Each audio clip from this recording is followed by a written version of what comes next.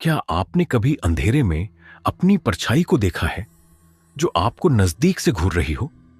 या फिर क्या आपने कभी खुद से पूछा है, क्या वह चेहरा वाकई आपका ही है? आज मैं आपको एक ऐसी कहानी सुनाने जा रहा हूं जो ना सिर्फ डरावनी है बल्कि आपको यह सोचने पर मजबूर कर देगी कि क्या आप सच में खुद को जानते हैं। लेकिन एक चेतावनी, इस कहानी के बाद जब आप अकेले होंगे और दर्पण में अपनी तस्वीर देखेंगे तो सवाल उठेगा, क्या यह चेहरा वाकई आपका है? क्या आप वही हैं जो आप समझते हैं? आज की कहानी आरव की है। एक ऐसा आदमी जो अपनी जिंदगी में हर चीज सही तरीके से चलने का दावा करता था, लेकिन एक रात उसे महसूस हुआ कि उसके अंदर कुछ ऐसा जाग रहा है जो उसे और उसकी पूरी पहचान को खत्म कर सकता है। तो ध्यान से सुनिए, क्योंकि यह कहानी डर और वास्तविकता के बीच की सीमाओं को तोड़ देगी। आरव 29 साल का एक सफल आर्किटेक्ट था। सशक्त व्यक्तित्व, शानदार करियर और बेतहाशा दौलत। लेकिन आरव के जीवन में कुछ था जो बाकी सब लोग नहीं देख पाते थे। एक गहरा खालीपन, एक ऐसा डर जो उसकी आत्मा को धीरे धीरे खा रहा था। सब कुछ उस दिन बदल गया जब उसने पहली बार खुद को दर्पण में देखा और महसूस किया कि कुछ ठीक नहीं है। वह सुबह ऑफिस जाने के लिए तैयार हो रहा था जब अचानक दर्पण में उसने अपनी आंखों में कुछ अजीब देखा। उसकी आंखों में एक अस्वाभाविक लालिमा थी और वह खुद को घूरते हुए देख रहा था। यह क्या हो रहा है?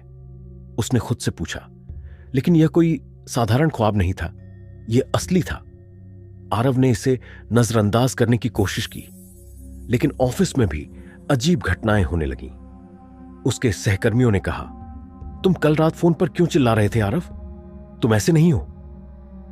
आरव को कोई याद नहीं था कि उसने ऐसा कुछ किया था। उसकी परेशानियां बढ़ने लगी।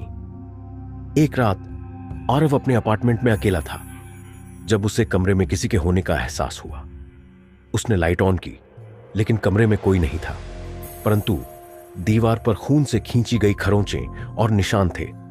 वह घबराया हुआ था, लेकिन उसे यकीन नहीं हो रहा था कि यह सब सच हो सकता है। फिर भी उसने इसे नजरअंदाज किया और सोने की कोशिश की। लेकिन अगली सुबह उसके हाथों पर खून के निशान थे। क्या यह सपना था या सच? उसने घबराकर खुद से पूछा। अगली रात आरव ने तय किया कि वह खुद को रिकॉर्ड करेगा।